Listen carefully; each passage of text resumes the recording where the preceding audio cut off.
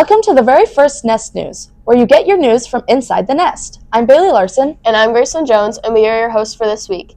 Each week we will update you on all things Cardinals, weekly announcements, sports recaps, lunch menus, weather, and so much more. But before we get started, let's introduce the team.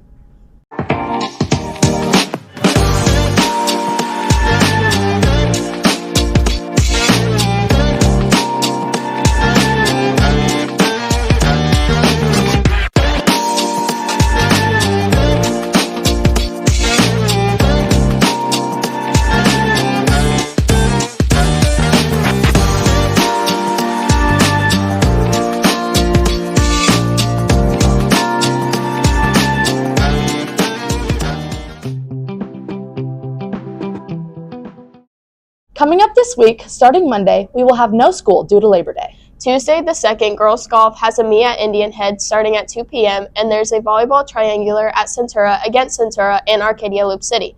The first game is at 5 p.m., and the second is at 6 p.m. Lastly, for Tuesday, there's a softball game at North Platte. JV starts at 4:30, and varsity is at 6. On Thursday the 4th, girls golf has another meet at Indian Head starting at 9 a.m., cross country at North Platte starting at 5 p.m., as well as another volleyball triangular at the Nest. The girls play Wood River and Blue Hill. Games are at 5 and 7 p.m. This Friday, the 5th, is our first home football game. The boys play Centura, and kickoff will be at 7 p.m. Saturday the 6th, there is a softball game at Bishop Newman starting at 9 a.m. Finally, there is a cross country meet at Minden starting at 10 a.m. Now, onto our sports segment with Grayson.